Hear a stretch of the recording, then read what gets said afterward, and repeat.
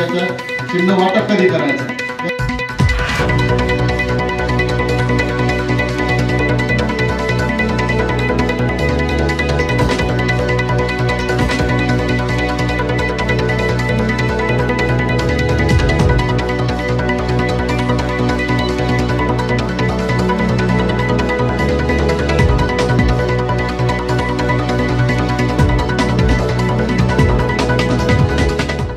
आपल्या सगळ्यांना माहिती आहे की आता निवडणुकीमधला सगळ्यात महत्त्वाचा आणि शेवटचा टप्पा म्हणजे मतमोजणी, आणि जी 4 तारखेला होणार आहे याच्यासाठी प्रशासनाने संपूर्ण जय्यत अशी तयारी केलेली आहे.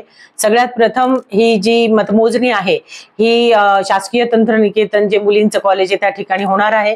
तिकडे 3 लेयरची सिस्टीम आहे, ज्याच्यामध्ये CRPF आहे, SRPF आहे आणि स्टेट पोलीस पण आहे.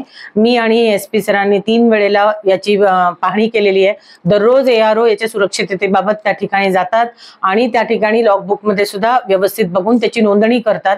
याची स्लाइड बाहेर सुद्धा लावलेली आहे कॉलेजच्या, जेणेकरून राजकीय पक्षाचे प्रतिनिधी ते पाहू शकतात.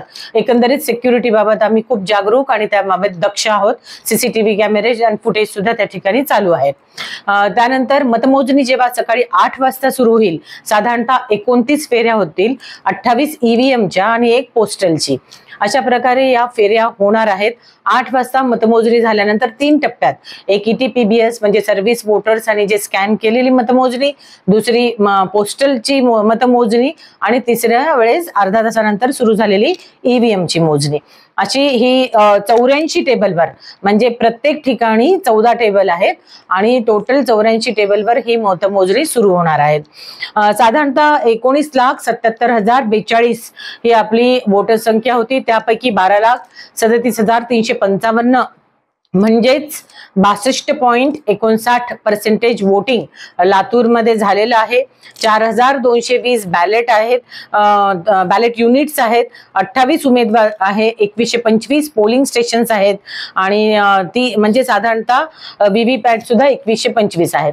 ही जी मतमोजणीची जी टेबलवर तयारी होणार आहे त्यामध्ये एक काउंटिंग सुपरवायझर असणार आहे, त्याला असिस्टंट असणार आहे, मायक्रो ऑब्झर्व्हर असणार आहे. स्ट्रॉंग रूमची सगळी रचना ही व्यवस्थित केलेली आहे. मीडिया कक्षाची पण त्या ठिकाणी स्थापना केलेली आहे. एकंदरीतच बाहेर सुद्धा कॉमन लोकांना हा रिझल्ट करण्यासाठी त्या ठिकाणी साऊंड व्यवस्था व्यवस्थित केलेली आहे. एकंदरीत पूर्णतः 1 तासामध्ये साधारणतः 3 ते 4 फेऱ्या होतात, म्हणजे सुमारे 7 ते 8 तासामध्ये ही मतमोजणी संपूर्ण होणं अपेक्षित आहे. थोडक्यात लातूर 41 निवडणूक निर्णय अधिकारी म्हणून मतमोजणीची पूर्ण तयारी झालेली आहे and we are very confident for this preparedness. आयोगाच्या स्पष्ट सूचना आहेत की मोबाईल हे फक्त अगदी आवश्यक निवडणूक निर्णय अधिकारी, ARO आणि संबंधित जे ETPBS वर काम करणारे लोक आहेत, ज्यांना ते स्कॅनिंग करताना OTP लागणार आहेत, यांची इलेक्शनची पूर्व परवानगी घेऊन आम्हाला सुद्धा सायलेंट मोडवर त्या ठिकाणी वापरणार आहोत. बाकी कोणालाही मोबाईल स्ट्रिक्टली त्या ठिकाणी म्हणजे अलाउड नाहीत. हे सगळी फ्रिस्किंग होणार आहे आणि त्या ठिकाणी आम्ही जप्त करून घेणार आहोत.